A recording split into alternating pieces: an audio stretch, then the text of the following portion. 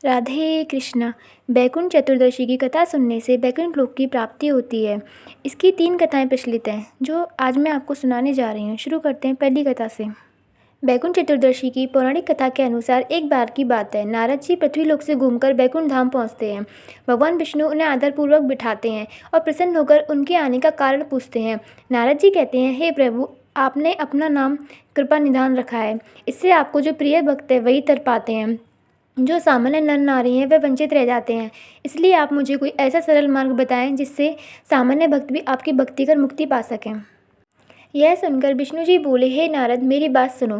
कार्तिक शुक्ल पक्ष की चतुर्दशी को जो नर नारी व्रत का पालन करेंगे और श्रद्धा भक्ति से मेरी पूजा अर्चना करेंगे, उनके लिए स्वर्ग के द्वार साक्षात खुले होंगे। इसके बाद विष्णु जी जय विजय को बुलाते हैं और उन्हें कार्तिक चतुर्दशी को स्वर्ग के द्वार खुला रखने का आदेश देते हैं।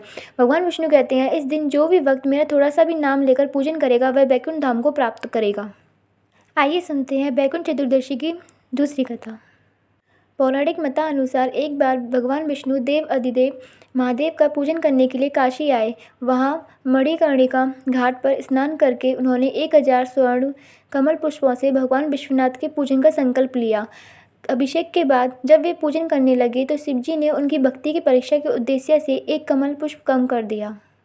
भगवान श्री हरि को पूजन की पूर्ति के लिए 1000 कमल पुष्प चढ़ाने थे। एक पुष्प की कमी देखकर उन्होंने सोचा, मेरी आंखें भी तो कमल के समान ही हैं, मुझे कमल नयन और पूर्णिकाश कहा जाता है। यह विचार कर भगवान विष्णु अपनी कमल समान आंख चढ़ाने को प्रस्तुत हुए। विष्णु जी की इस अगाध भक्ति से प्रसन्न होकर देव अधिदेव महादेव प्रकट होकर बोले, हे विष्णु, तुम्हारे समान संसार में दूसरा कोई मेरा भक्त नहीं है। आज की यह कार्तिक शुक्ल चतुर्दशी अब बैकुंठ चतुर्दशी कहलाएगी और इस दिन व्रत पूर्वक जो पहले आपका पूजन करेगा उसे बैकुंठ लोक की प्राप्ति होगी। भगवान शिव ने इसी बैकुंठ चतुर्दशी को करोड़ों सूर्य की कांति के समान वाला सुदर्शन चक्र विष्णु जी को प्रदान किया। शिव जी तथा विष्णु जी कहते हैं कि इस दिन स्वर्ग के द्वार खुले रहेंगे।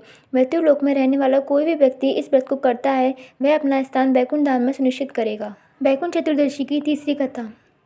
धनेश्वर नामक एक ब्राह्मण था जो बहुत बुरे काम करता था। उसके ऊपर कई पाप थे। एक दिन वो गोदावरी नदी में स्नान करने के लिए गया। उस दिन बैकुंठ चतुर्दशी थी। कई भक्तजन उस दिन पूजा अर्चना कर गोदावरी घाट पर आए थे। उस भीड़ में धनेश्वर भी उन सभी के साथ था। इस प्रकार उन श्रद्धालुओं के स्पर्श के कारण धनेश्वर को भी पुण्य मिला।